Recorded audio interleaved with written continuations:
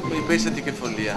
E quindi parliamo di ciò che sta dietro, no? Non parliamo del prodotto in quanto riso, caffè o scarpa. Diciamo che è tipico della pubblicità, la pubblicità dei format base poi cambia questi format. Da sempre ti dicono più nuovo, più vecchio, più grande, più piccolo, dal 1840 oppure dalla ricerca Collistar, è sempre dal più nuovo, dal più vecchio. Gli schemi base sono quelli, cambiano i modi di dirli, quindi anche noi pensiamo di avere un format base fatto di non solo due sciocchi conduttori, ma di una.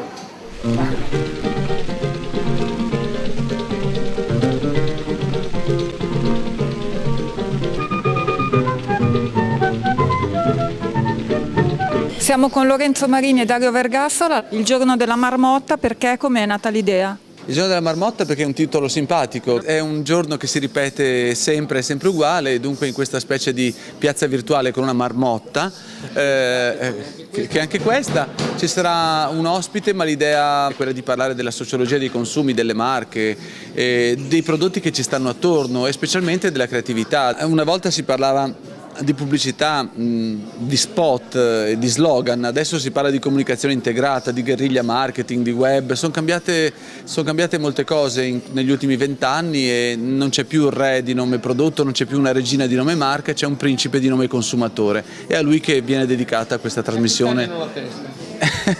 Alla marmotta. Chi è la marmotta? No, la marmotta è questo essere che è un roditore abbastanza simpatico, un po' sconosciuto ai più, che però ha una sua pellicetta, sta in una sua tana, mangia cose che sono simpatiche tipo le noci che ci piacciono anche a noi, non inquina e soprattutto ha questo reiterare continuamente, tipo io dovrei rispondere sempre alla solita cosa e te dovresti continuare a farmi sempre la solita domanda, serve molto marmotta. È un po' come la politica la marmotta, finge di essere diversa ma è sempre uguale. Quando inizia, quando andrà in onda? Inizierà da sabato 17, andrà in onda ogni sabato, ogni domenica, per adesso alle 13:40 e fino a luglio starà così.